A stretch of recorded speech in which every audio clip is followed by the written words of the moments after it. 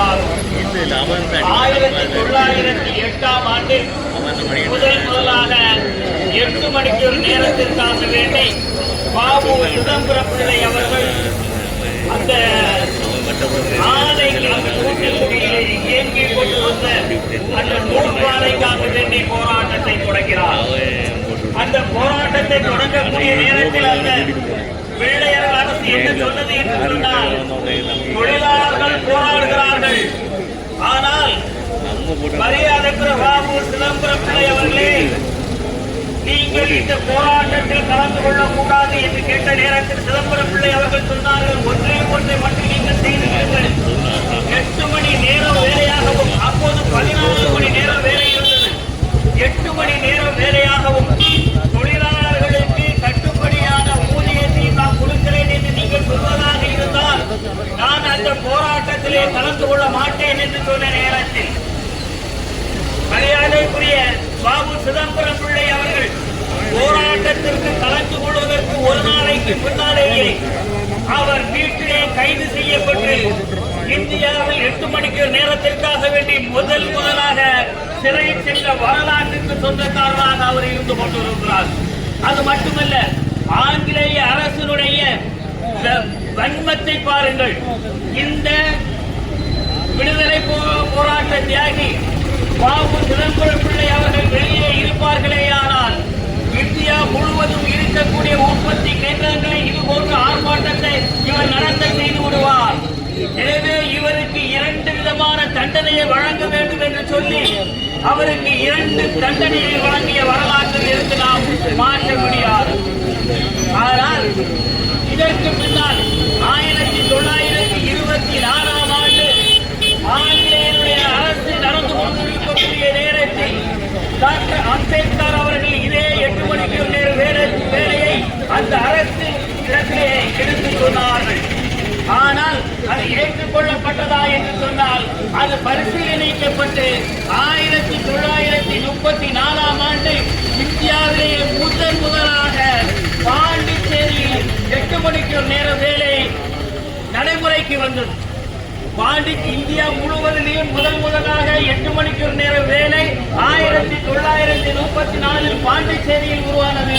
அதற்கு காரணமாக இருந்த டாக்டர் அம்பேத்கர் அவர்கள் இந்தியாவை பொறுத்தவரை 1948 தான் இந்த 8 மணிக்கு நேரம் வேலை அகில இந்திய அளவிலே கொண்டு வரப்பட்டது. அதற்கு முன்னால் இந்தியாவுடைய நிலைப்பாடு எவ்வாறு இருந்தது என்று சொன்னால் அவர்களுக்கு 16 மணிக்கு நேரம் வேலையாக நிர்ணயிக்கப்பட்டிருந்தது. அது மட்டுமல்ல, இப்போது இந்த திருத்தப்பட்ட 4 சட்டங்கள் நடைமுறைக்கு வருமேயானால் எந்த அளவுக்கு தொழிலாளர்கள் பாதிக்கப்படுவார்களோ அதை பிரதிபலித்து காட்டக்கூடிய பின்பம் மாதிரி அந்த காலத்திலே சுதந்திரத்திற்கு முன்னாலே இருந்தது. தொழிலாளர்கள் வேலை செய்ய வேண்டும், 7 நாளும் வேலை செய்ய வேண்டும், தொழிலாளர்களுக்கு கொடுக்கக்கூடிய ஊதியத்தை அவர்கள் வாங்கிக் கொள்ள வேண்டும் என்று அந்த நிலையை தான் நாம் மாற்றினோம். அதை உலகளாவிய அளவிலே இன்னும் 8 மணிக்கு நேர வேலை மாற்றப்படாது இருக்கக்கூடிய நேரத்தில் இந்தியாவில் மட்டும் 8 மணிக்கு நேர வேலையை 12 மணிக்கு வேலையாக மாற்றப்பட்டிருக்கிறது என்று சொன்னால், ஒரே நாளிலே மாற்றப்பட்டிருக்கிறது என்று சொன்னால், கார்ப்பரேட் கம்பெனிகளுக்காக வேண்டி நடாத்தக்கூடிய இந்த ஆட்சி நம்ம தொழிலாளர்களை எவ்வாறு வஞ்சிக்கிறது என்பதை நாம் தொழிலாளர் வர்க்கம் அது உணர்ந்து கொள்ள வேண்டும். எடுத்துக்காட்டுக்காக ஒன்று நான் சொல்லுகிறேன். தம்பி கோஷமிடக்கூடிய நேரத்தில் 74 விழுக்காடு தொழிலாளர்களை சாவு கொடுக்க போகிறாயா என்று கேட்டாரே, அதற்கு என்ன பொருள் தெரியுமா? இப்போது இந்த ஆழ்கொள்ளி சட்டம் வந்திருக்கிறது. இந்த ஆழ்கொள்ளி சட்டத்திலையும் அது ஆர்கனைஸ்டு செக்டாருக்கு மட்டும்தான் இது பொருந்துமே ஒழிய அன்ஆர்கனைஸ்டு செக்டாருக்கு இது பொருந்தாது என்று சொல்லப்பட்டிருக்கிறது. இதை விடவும் பெரிய துரோகம் வேற எதுவுமே இருக்காது. அன்ஆர்கனைஸ்டு செக்டாருக்கு இது பொருந்தாது என்று சொன்னால் அந்த வெளியிலே இருக்கக்கூடிய அந்த தொழிலாளர்கள் எத்தனை மணிக்கு வேணுமானாலும் அவரை வேலை வாங்கி போடலாம், எந்த ஊதியம் வேண்டுமானாலும் கொடுக்கலாம். விளங்குவது போல சொல்வதாக இருந்தால் இதே கார்ப்பரேஷனில் பணியாற்றக்கூடிய துப்புரவு தொழிலாளர்கள் தொழிலாளர் இருக்கிறார்களே, அவர்களுக்கு இத்தனை மணிக்கு நேரம் தான் வேலை செய்ய வேண்டும் என்ற ஒரு கட்டாயத்தை அவர்கள் சொன்னால், தொழிற்சங்கமோ அந்த தொழிலாளியோ நீ அவ்வாறு சொல்லக்கூடாது என்று கேள்வி கேட்க முடியாது. அது மட்டுமல்ல, இந்த ஊதியம் தான் தர வேண்டும் என்று அந்த தொழிலாளியோ அந்த தொழிலாளி சார்ந்திருக்கக்கூடிய தொழிற்சங்கமோ கோரிக்கை வைக்க வேண்டும் என்று சொன்னால் கோரிக்கை வைக்கலாமா, பேச்சுவார்த்தை நடாத்தலாமா? ஆனால் நிர்வாகம் ஏற்றுக்கொள்ள வேண்டும் என்ற கட்டாயம் இல்லை. நிர்வாகம் ஏற்றுக்கொள்ளவில்லை என்றால் நீதிமன்றம் செல்ல முடியாது.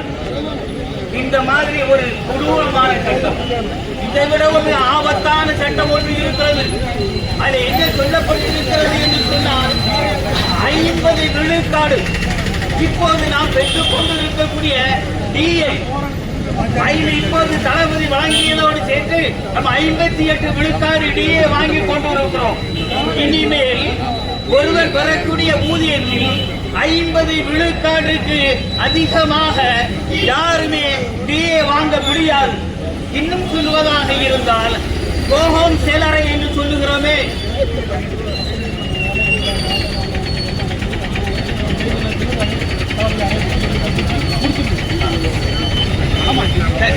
அதுல என்ன ஆபத்து வருது அப்படின்னு சொன்னா, நாம் வாங்கக்கூடிய ஊதியம் கூட இனிமேல் காவு போக இருக்கிறது. 58 விழுக்காடு இப்போது வாங்கி கொண்டு இருக்கிறோமே, இனிமேல் 50 விழுக்காட்டுக்கு மேல் எவ்வளவுதான் டிஏ ரைஸ் ஆனாலும் இந்த தொழிலாளர்களுக்கு கிடைப்பதற்கு வாய்ப்பு இல்லை. அந்த 50 விழுக்காடு எவ்வாறு அவர் எடுக்கிறார் என்று சொன்னால், எந்த விதமான அலவன்ஸாக இருந்தாலும் சரி, விளங்குவதாக சொல்வதாக இருந்தால் மெடிக்கல் அலவன்ஸ், வீட்டு வாடகை, சிறப்பு அலவன்ஸ், இது எல்லாம் அந்த 50 விழுக்காட்டுக்கு உள்ளே வருகிறது.